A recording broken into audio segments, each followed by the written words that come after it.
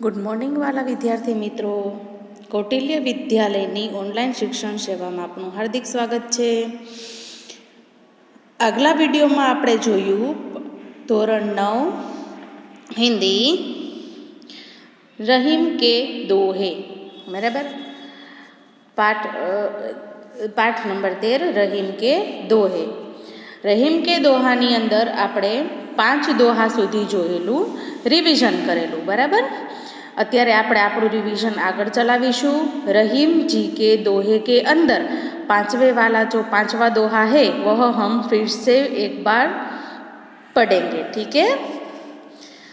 खीरा को मुंह काटी के मलियत नोन लगाई, रहीमन करुई मुखन की चाहिए यही सजाई। आनो मतलब आया आ दोहानी अंदर रहीम जी जे छे ए एवुं कहेवा मांगे छे खीरा। जुओ पहली लाइनिंग में खीरा, खीरा मतलब ककड़ी, काकड़ी, बराबर। ककड़ी के ऊपर का जो भाग होता है वह कैसा होता है? कड़वा। ककड़ी के ऊपर का जो भाग होता है वह कैसा रहता है? कड़वा रहता है। तो उसका कड़वापन दूर करने के लिए हम उसके ऊपर का भाग काट कर उसको फेंक देते हैं। क्या करते हैं? फेंक देते हैं। फिर क्या करते हैं? उसके ऊपर, ककड़ी के ऊपर थोड़ा सा नमक लगाते हैं, मतलब नमक छिड़कते हैं। इसी तरह रहीम जी यहाँ पे यह बताया है कि जो गंदी जुबान, करुण मुख, ठीक है, जो गंदी जुबान वाले जो लोग होते हैं उसको भी हमें, उसकी बातें कड़वी होती है, वह उसके बोल भी कड़वे होते हैं। वे नहीं तो किसी के लिए अच्छा सोचते, नहीं तो किसी के लिए अच्छा बोलते। ऐसे मनुष्य को, जो कड़वी वाणी वाले, सुनाने वाले लोगों हैं, उसको भी हमें, उसकी वाणी भी हमें चोट पहुंचाती है।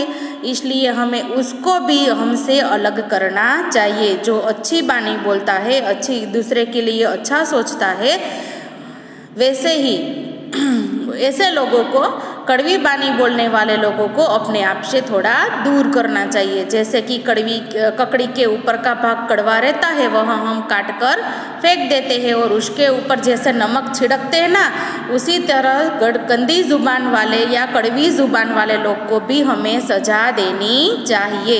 5वें दोहे में हमें रहीम जी यह बताते हैं। दोहा नंबर 6। जो रहीम उत्तम प्रकृति का करी कर शकत कुसंग, जो रहीम उत्तम प्रकृति का करी शकत कुसंग, चंदन विष व्यापत नहीं लपटे रहत भुजंग। आनो मतलब शू? अहींया जुओ रहीम जी एवुं कहेवा मांगे छे, चंदन के पेड़, जिस तरह से चंदन के पेड़ से लिपटा हुआ सांप, चंदन के पेड़ के जो खुशबू होती है ना, उसकी वजह से उसके ऊपर सांप लिपटे रहते हैं। अब चंदन के वृक्ष के ऊपर जो सांप लिपटे रहते हैं, फिर भी उसके ऊपर, चंदन के ऊपर, उसकी खुशबू के ऊपर सांप के विष का कोई असर नहीं होता। उसी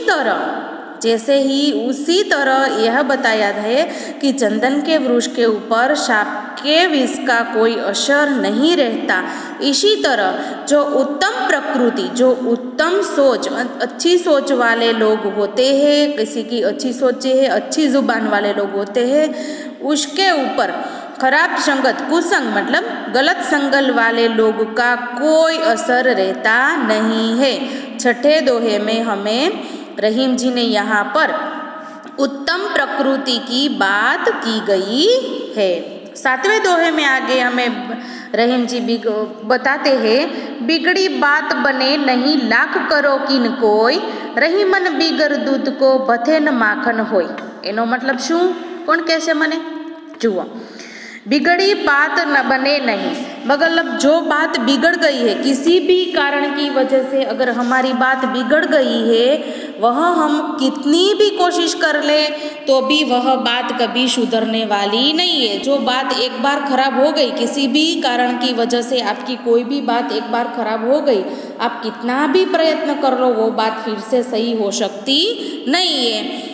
देखो उदाहरण के रूप में नीचे क्या बताया है रहीम जी ने, रहीमन ये बोलते हैं बिगड़ दूध, जैसे कि दूध बिगड़ गया है, उसको चाहे कितना भी मत लो, उसको चाहे कितना भी आप ऐसे हिलाओ, ये घुमाओ, कुछ भी करो, कितना भी उसको ऐसे छोड़ो, कुछ भी करो, लेकिन मसलो, लेकिन फिर भी उससे माखन तो नहीं बनता। एक बार दूध बिगड़ गया तो उससे माखन नहीं बनता। यह उदाहरण के रूप में हमें रहीम जी यहाँ पर बिगड़ी बात को बनाने की बात कर रहे हैं। अगर कोई भी बात किसी भी कारण की वजह से अगर बिगड़ गई है तो उसे चाहे कितनी भी कोशिश कर लो, लेकिन वो बात कभी सुधर नहीं पाती। दोहा नंबर 8, रहीमन विपदा हूँ जो थोड़े दिन होय, हित अनाहित या जगत में जानी परत सब कोई।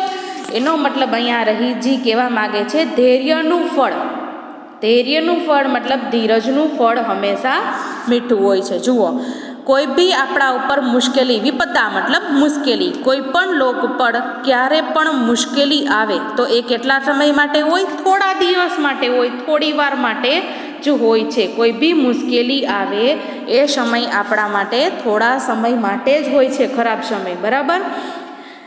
हित अनहित या जगत में जानी परत सब कोई, मतलब के जे कोई मुश्केली माणस पर मुश्केलीओ आवे, विपदा मुश्केली आवे त्यारे शुं करवुं जोईए? धैर्य करवुं जोईए, कारण के ए आवेली मुश्केली केटला समय माटे होय? थोड़ा समय माटे, थोड़ा दिन माटे ज होय छे। ए हिसाबथी आपने एवं भी खबर पड़े कि जे अपने मुश्केलीना समय में कौन लोग हमारे साथ है, जो हमारे हित चाहता है, हमारी अच्छा चाहता है, हमारी भलाई चाहता है, और कौन लोग अनहित मतलब हमारी भलाई नहीं चाहता है जगत में, वह की हमें इस समय में ऐसे लोगों की भी हमें परख भी हो जाती है।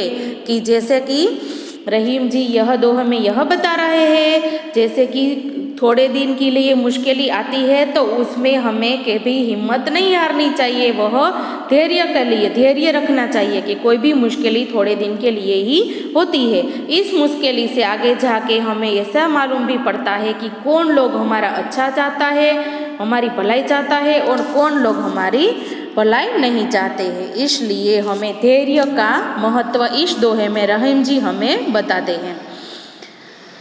दोहा नंबर 9, रहीमन वे नर मर चुके जे कहूँ मांगन जाही, उनसे पहले वे मुए जिन मुख निकषत नाही। मतलब जो रहीम जी यहाँ पे यह बता रहे हैं कि जो लोग किसी के पास कुछ भी मांगने को जाते हैं, कोई भी लोग किसी के पास कुछ भी चीज़ें मांगने को जाते हैं, वह कैसे किसके समान है?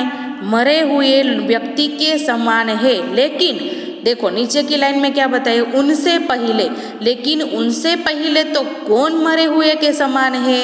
जो लोग किसी के पास मदद मांगने जाते हैं वो तो मरे हुए समान ही है ही, लेकिन जो किसी के पास मांगने के लिए, किसी को अच्छा लगता है, किसी के पास मांगने का कुछ भी नहीं अच्छा लगता है, तो जो कोई भी लोग है वो किसी के पास कुछ भी मांगते हैं और उसे देने से मना करता है, वह लोग उससे भी बड़े मरे हुए के समान है।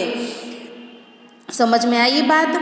यहाँ पर हमारे रहीम जी के दोहे नौवें दोहे में हमें किसी से मांगना नहीं चाहिए, ऐसी बात का महत्व यहाँ पे हमें रहीम जी ने समझाया है। अब यहाँ पे देखो शब्दार्थ है तरुवर मतलब वृक्ष, प्रकाश दूसरों के काम, विपत्ति आपत्ति मतलब मीत मतलब प्यारा, लघु मतलब छोटा, तरवारी तलवार, दीन गरीब सम सम्मान, खीर ककड़ी, करुण करुण, भुजंग मतलब क्या? सांप, बिगड़ी એટલે बिगड़ी हुई, थोड़े मतलब निक्षत, थोड़े निक्षत मतलब निकलना। ठीक है, यहाँ पे स्वाध्याय हमने अगली बार जब हम ऑफलाइन थे उस समय हमने इसका स्वाध्याय कर लिया है। अगले वीडियो में हम अगला पार्ट शुरू करेंगे। Thank you.